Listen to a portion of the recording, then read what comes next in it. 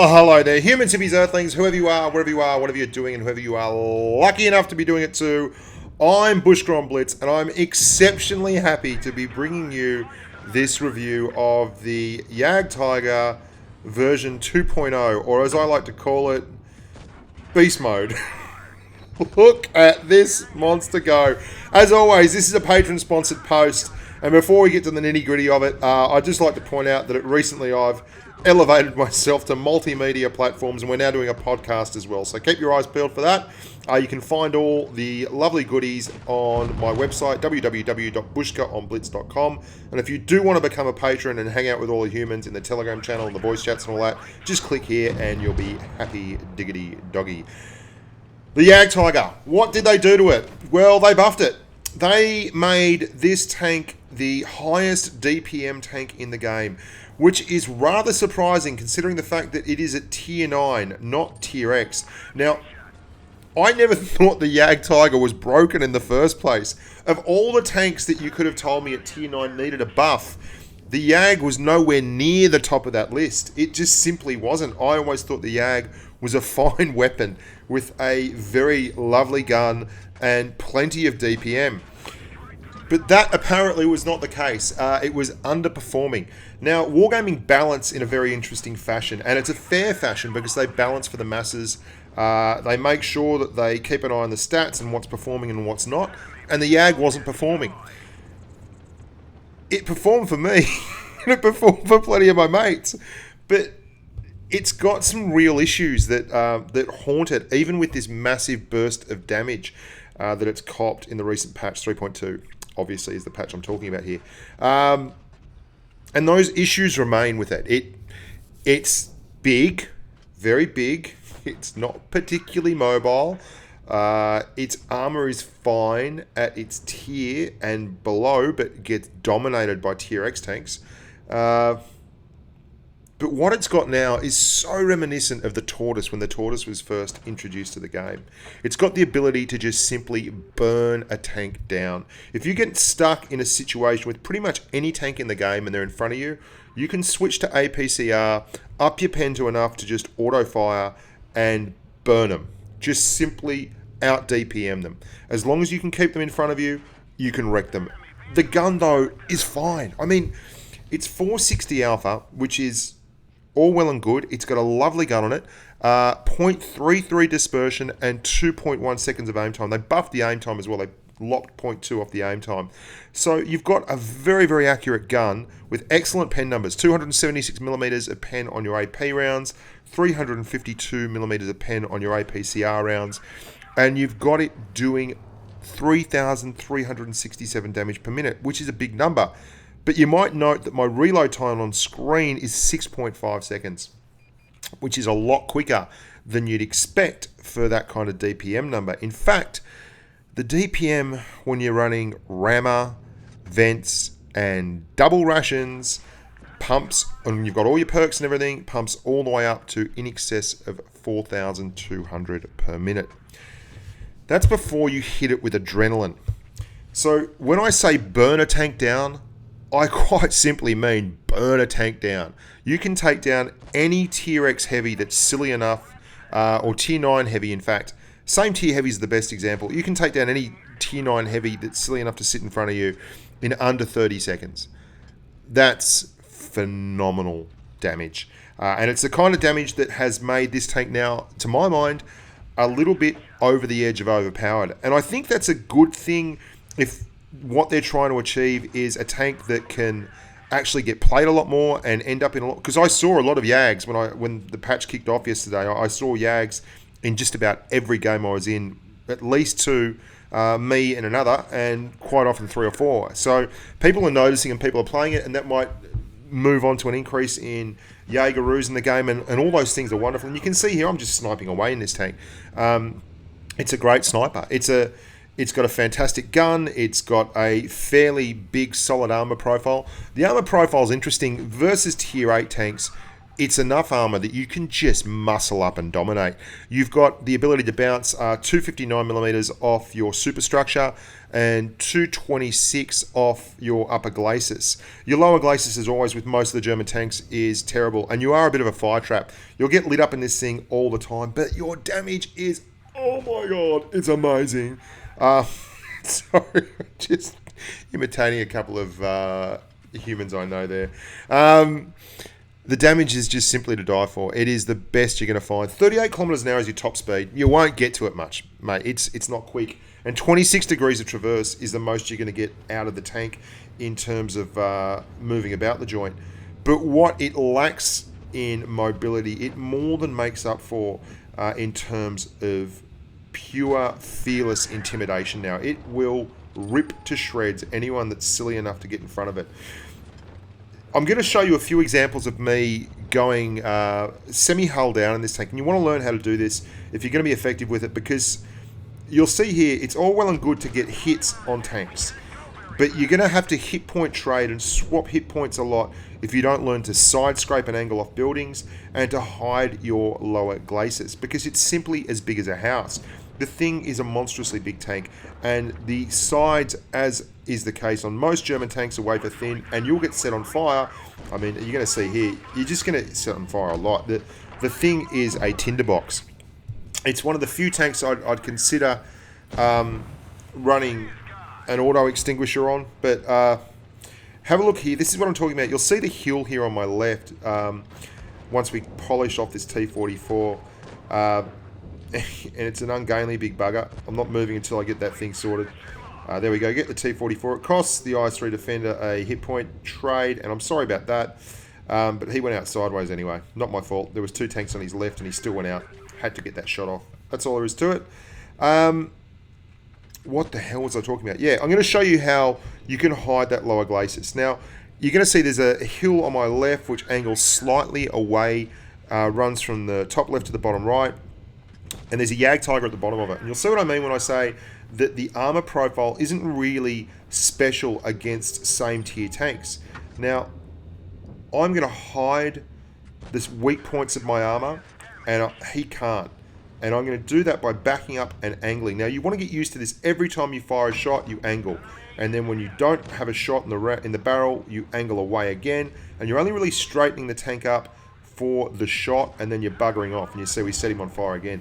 Tinderbox, boys and girls, well worth thinking about running that extinguisher, and anything you can do just to stop the engine from going berserk. And you can see that the damage here is phenomenal. Like we're just 460 alpha, and you'll get 500 alpha shots quite comfortably all the time, is great, and that's brilliant. But you're also going to see here some of the big issues.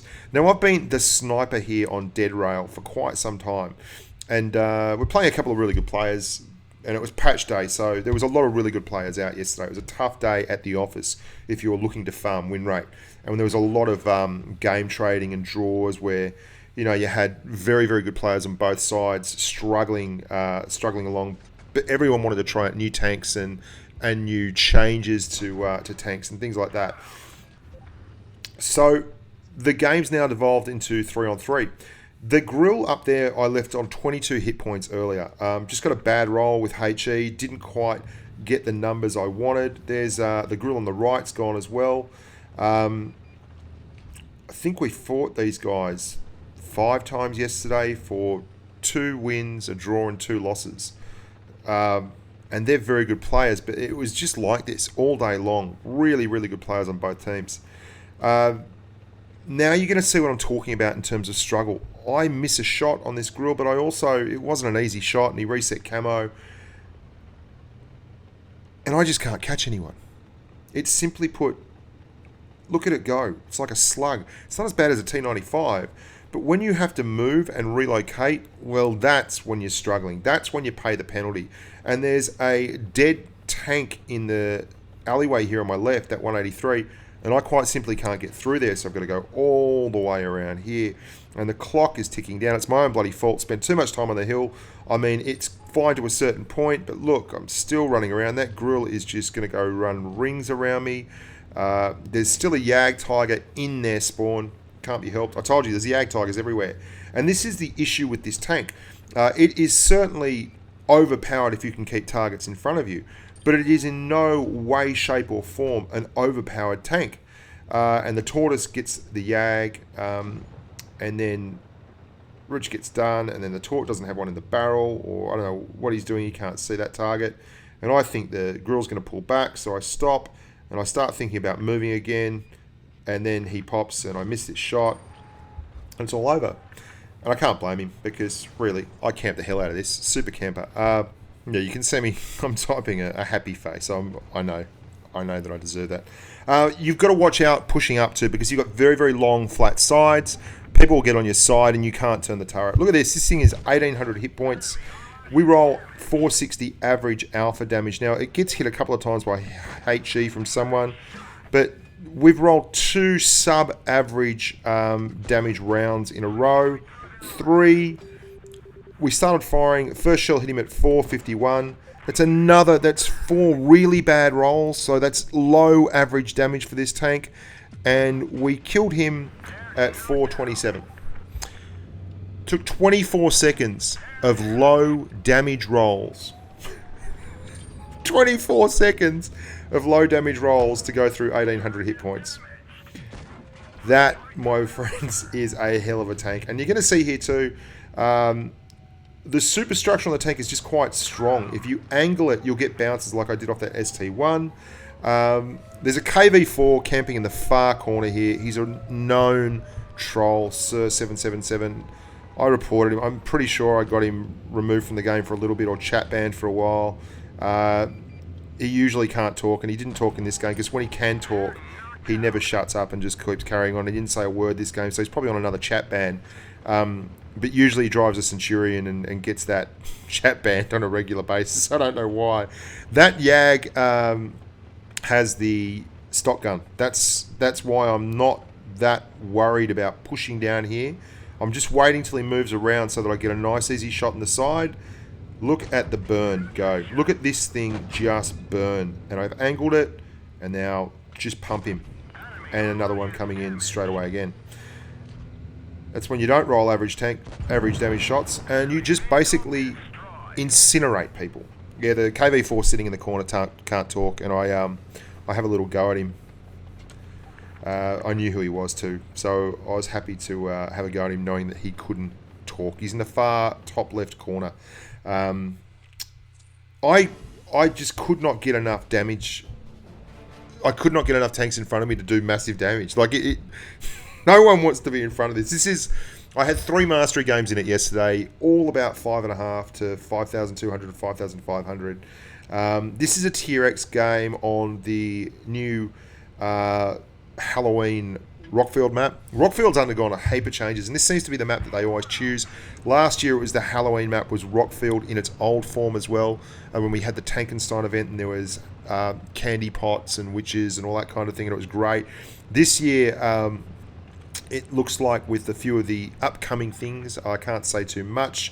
I'm not sure how far I'm allowed to go. You can see that in the artwork, the 2 tanks that appear to have been released in the artwork and that will be coming to us soon, there certainly seems to be an occult theme to the map. Let's just say that. Everyone knows what I'm talking about here. And this guy hates the map. It's straight away.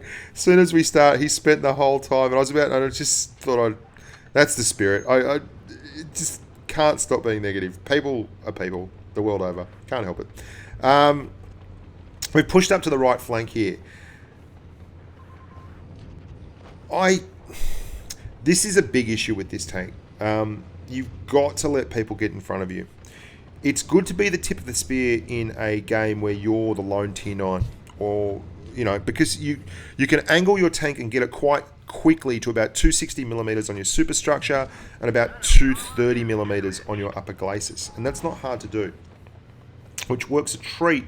And you see there, I'll get a lot of bounces in this tank just angling it as soon as you fire, even if you don't know if you're spotted or not. As soon as you fire, start angling it at about 20 degrees to your target, and you'll increase the armor, and you'll really move that gun mantlet around, and you'll catch a lot of shots on that gun mantlet. And the gun mantlet's impenetrable. It's wonderful. Very, very nice, strong gun mantlet. And you'll note there, I waited down here, even though it was a one-shot object 140 there, because it doesn't matter that he's a one shot. If you miss that one shot and an experienced driver gets on the side of you, you're dead. It's quite simply the easiest COD tank at tier 9 just about, apart from maybe a T95. And even then, a 95 is so low to the ground that you'll actually get a lot of bounces off your ass in a T95. The Jag is just the easiest big fat target you're going to find. The gun though is obviously excellent. It performs like a champion. Lots of pen, lots of power, lots of damage, and that's really, this guy's still not stopping. Bad map, and you can see firing on the move there, and we're turning left to face that Type 61. And this is when you get a wingman, like I've got this Object 140 here, even though he's going to go to low hit points, I'm confident pushing up because I have someone who can help, and I still want to have a go about that Jag being negative. This is when you've played too many games. And if he does push on me, this Type 61, I can put my side into that hill and he can't get up behind me. And this is where it comes into its own. I'm going to get ammo rack damaged here in a wee while. And it takes me down to something like, I don't know, 2,800 damage per minute instead of... Oh, it takes me down to 3,300 damage per minute instead of 4,200 damage per minute. Which, you know, what a tank. There's the Tort. Tort was the original DPM monster that when it first came to the game, but it's been left well and truly in the dust by this thing. I mean, this is just superb. Look at this E100 he's going to push up. He's got a paltry, 1,500 hit points, and we're just going to plow through it. We angle, catch one, get another one, track him, and then we're just going to wait till he comes up, and boom. Thanks for coming. Absolutely wrecked. Angle that tank. And our ammo rack's damaged. So you can see with the damaged ammo rack, we just lose so much DPM. And always angling the tank. Oh, God, it's fun to drive. Look, you're going to get wrecked in it occasionally because you can't tone the turret. That's a problem. And it's fat and it's big. It's 76 tons of love, and it's slowish and all that kind of thing. But if you're looking for a tank to burn down the house, the Jagtiger is that tank. Go and grab it, take it for a run, and enjoy it while you can. Because I would foresee a nerf to this DPM in the near future. Just quietly, the other sneaky superpower that popped up is the SU 122-54. That's now at about 3,200 DPM, which is just a fraction behind the Jag. And it's quick, it's lightning, and very, very sneaky. So that could be something to really watch out for because it can burn down, but it doesn't have the armor profile or the hit point pool of the Jag and that kind of presence as well. Anyway, girls and boys, hope you're enjoying life, love, and all the goodies that go on in the tanking world at the moment. There's heaps of stuff coming up. This esports thing, this Twister Cup, is fantastic. I can't wait to watch things unfold with that. That should be a great giggle. And look, just the changes to tanks, all the new content they're bringing in. A lot of stuff going on. So make sure you subscribe to the channel if you haven't already. Listen to the podcast when you get the chance. It should be a great giggle and a good bit of fun. And if you're interested in becoming a sponsor, a Patreon sponsor, getting in the Telegram channel, the chat channels and everything like that, then kick on and follow the link here and you'll do yourself proud. Thanks so much for supporting the channel, guys. Thanks for your passion for the game that I love and adore, and all the good chat and all the good giggle that you provide here on the forums and in the comments section. Look after your family's team and stay safe on the battlefield.